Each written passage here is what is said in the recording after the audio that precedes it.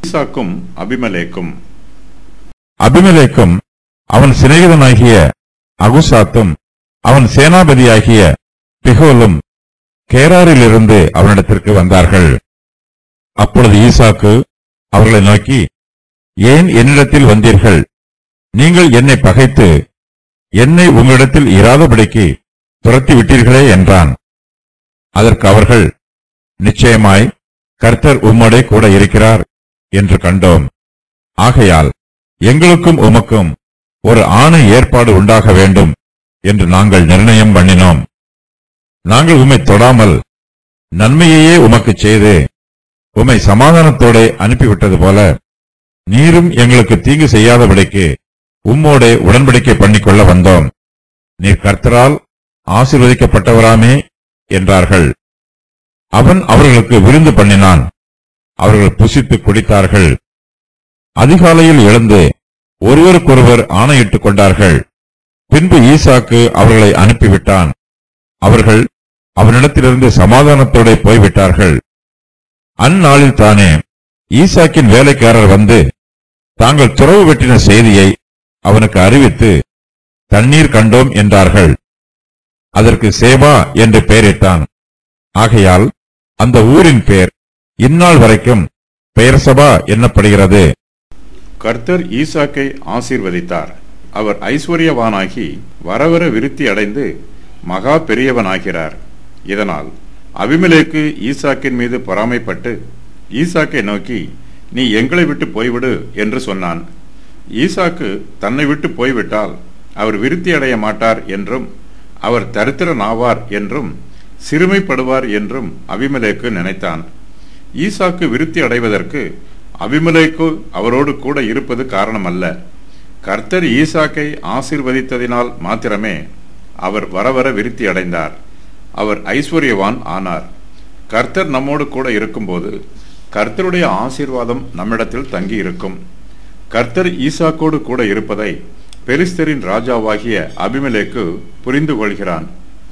அபிமெலேக்கு ஈசாக்கோடு ஒப்புரவாகி அவரோடு சமாதானம் பண்ண விரும்புகிறான். அபிமெலேக்கும் அவன் சிநேகிதனாகிய அகுசாத்தும் அவன் சேனாபதியாகிய பிகோலும் கேராரிலிருந்து ஈசாக்கினிடத்துக்கு வருகிறார்கள். ஈசாக்கு இப்போது பெயர்சபாவிலே தங்கியிருக்கிறார். சில மூலபாஷை சுவடிகளில் அபிமெலேக்கும் பிகோலும் வந்தார்கள் என்று இருக்கிறது. அகுசாத்தின் பெயர் காணப்படவில்லை. அகுசாத் ஒரு நபரின் பெயர் அல்ல. பிகோல் என்னும் பெயரும் பெலிஸ்தருடைய சேனை தலைவனை குறிக்கும் பொதுவான பட்டப்பெயராகும் என்று வேத பண்டிதர்களில் சிலர் கருத்து கூறுகிறார்கள். அபிமெலேக்கு என்பது பெலிஸ்தரின் ராஜாவை குறிக்கும் பொதுவான பட்டப்பெயர். ஈசாக்கு அபிமெலேக்கை உடனே வரவேற்கவில்லை. அவர் பெலிஸ்தரை குறித்து மிகவும் எச்சரிப்பாயிருக்கிறார்.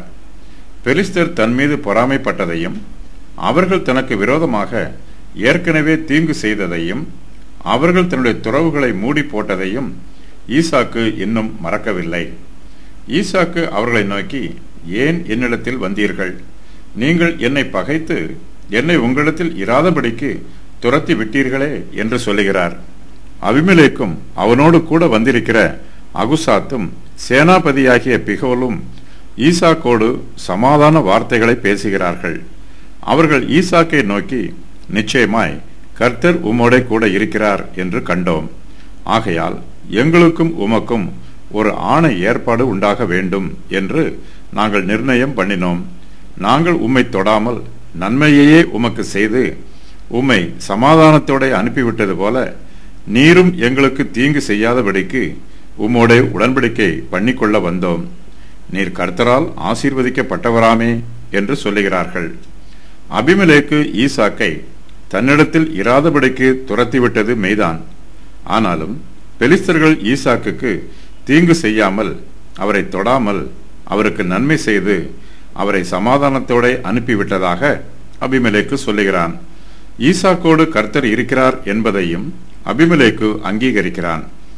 ஈசாக்கு கர்த்தரால் ஆசீர்வதிக்கப்பட்டவர் என்பதையும் அபிமெலேக்கு புரிந்து கொள்கிறான்.